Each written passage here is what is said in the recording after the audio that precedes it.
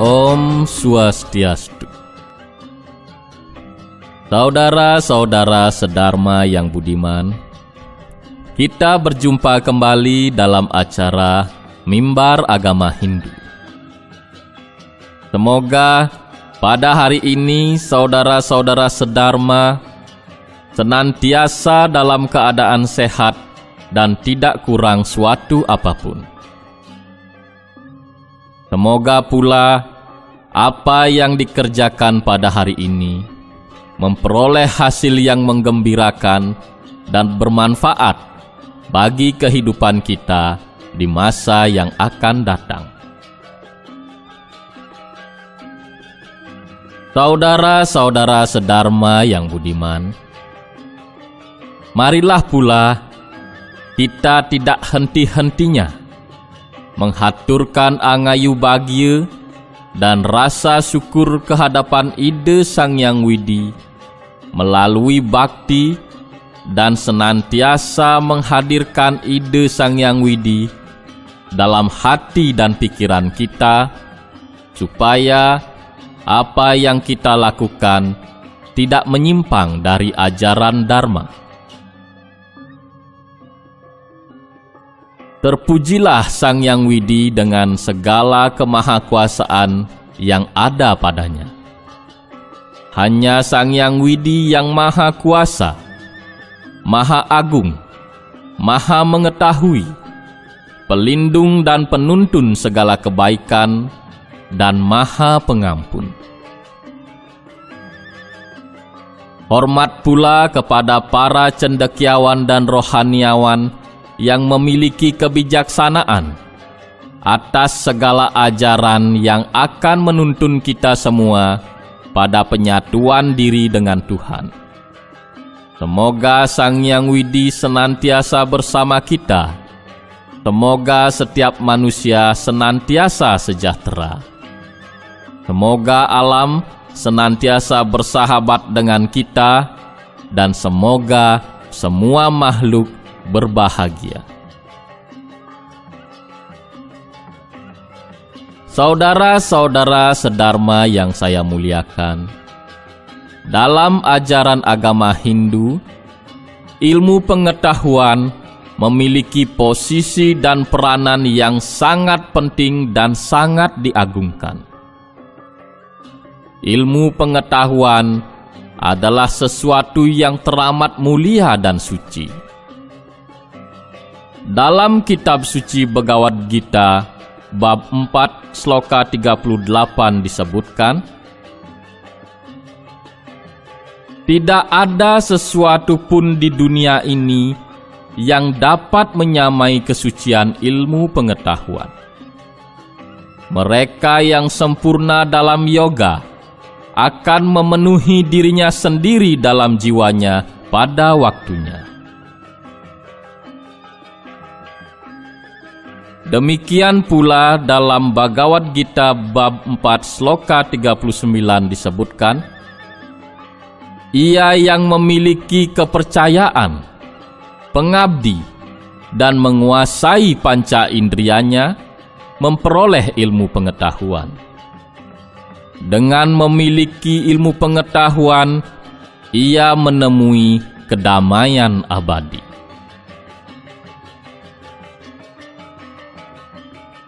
Pada pendahuluan kitab Hita Upadesa disebutkan, pengetahuan memberi seseorang sifat rendah hati. Dari memiliki kerendahan hati ini, seseorang bisa mendapatkan kebajikan. Dan setelah itu, dari sini ia mendapatkan kekayaan, lalu pahala keagamaan dan kebahagiaan. Saudara-saudara sedharma yang saya muliakan, terkait dengan ilmu pengetahuan, pada kesempatan ini saya akan menceritakan sebuah kisah. Mari kita simak bersama dan semoga ada manfaatnya.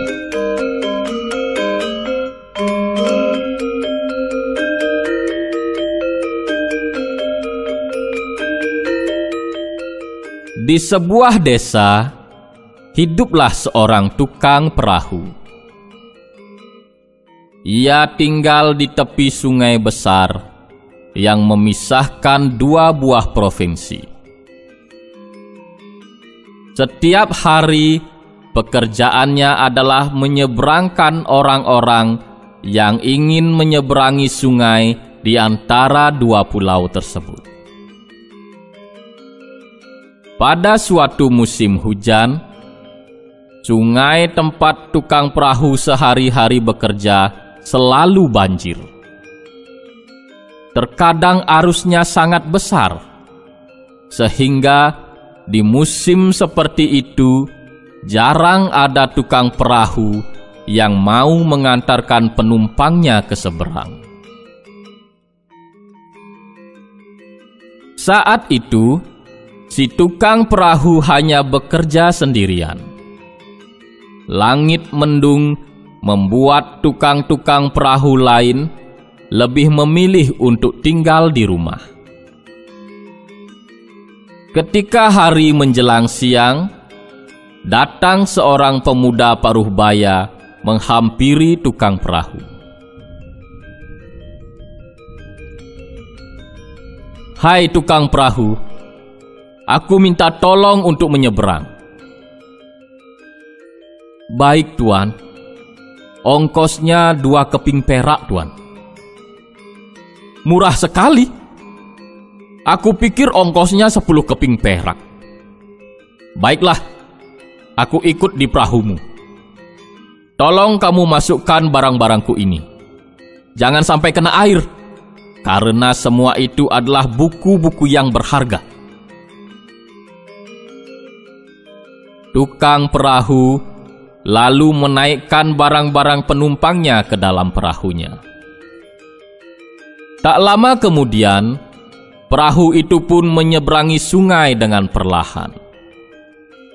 Dalam perjalanan, pemuda itu bercakap-cakap dengan si tukang perahu. "Tukang perahu, jika aku boleh tahu, apa pekerjaanmu selain menyeberangkan penumpang seperti ini?" "Saya tidak punya pekerjaan lain, tuan. Sejak kecil, saya hidup dan tumbuh di tepi sungai ini. Menjadi tukang perahu adalah pekerjaan yang saya warisi dari orang tua saya yang telah meninggal." "Kamu tidak pernah pergi ke tempat lain atau bersekolah misalnya?" "Tidak, tuan. Tapi saya bisa membaca, berhitung, dan menulis dengan belajar dari teman-teman saya." "Berapa penghasilanmu setiap hari?" "Seperti yang tuan lihat, ongkos perahu ini hanya 2 keping perak saja. Jadi, semua bisa dihitung dengan jumlah penumpang yang mau naik di perahu saya untuk menyeberang." Pemuda itu menggeleng-gelengkan kepalanya. Ia lalu melanjutkan pembicaraan dengan nada yang agak sinis.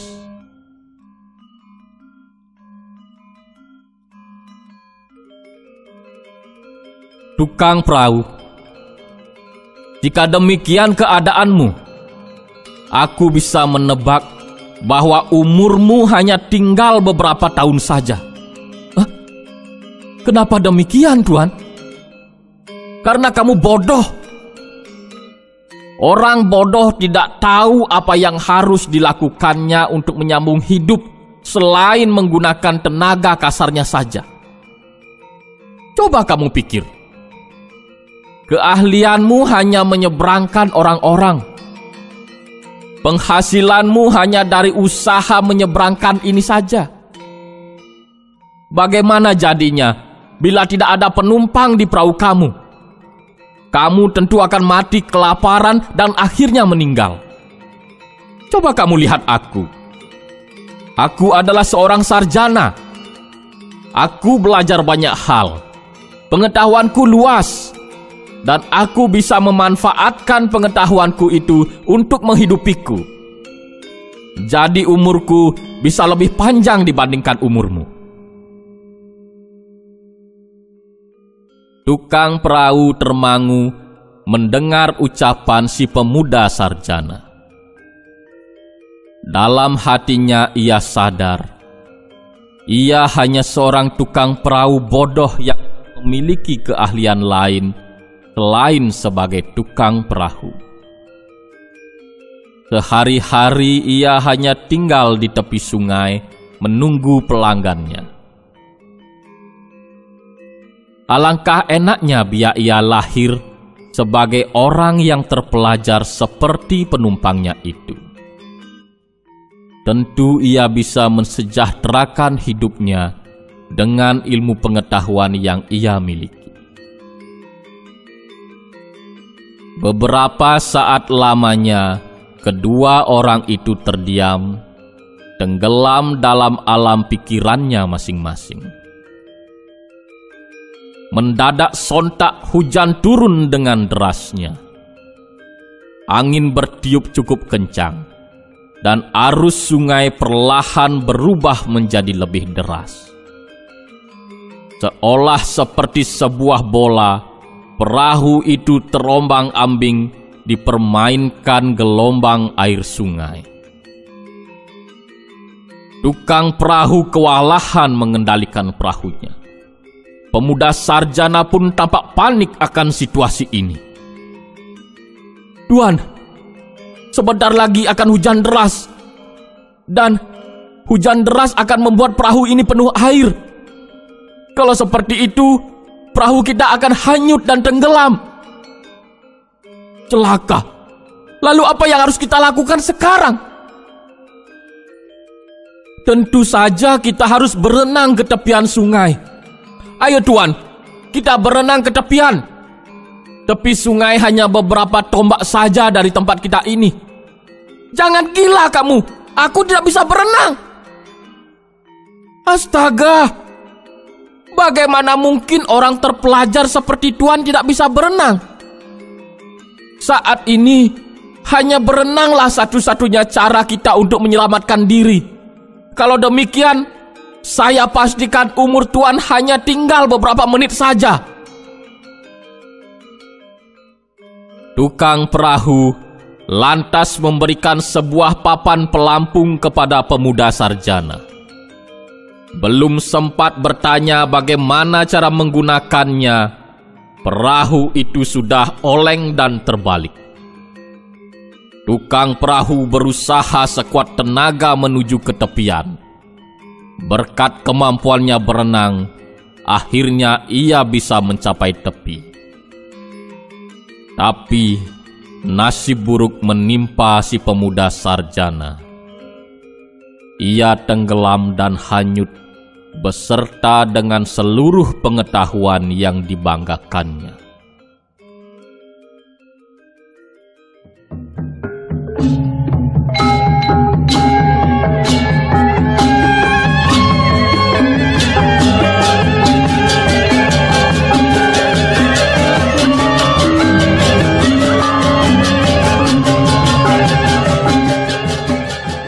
Saudara-saudara sedharma yang mulia, dari cerita tersebut dapatlah sekiranya kita ambil maknanya, bahwa hendaknya jangan pernah memandang rendah pada mereka yang bodoh.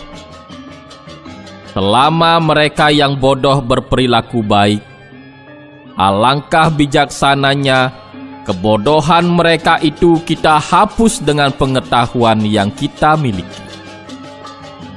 Alangkah tidak bijaksananya mereka yang pintar dan terpelajar bila hati dan pikirannya dipenuhi dengan kesombongan dan kecongkakan. Saudara-saudara sedharma yang berbahagia, demikianlah yang bisa saya sampaikan pada kesempatan kali ini. Saya mohon maaf apabila ada hal yang kurang berkenan. Terima kasih. Om Santi Santi Santi Om.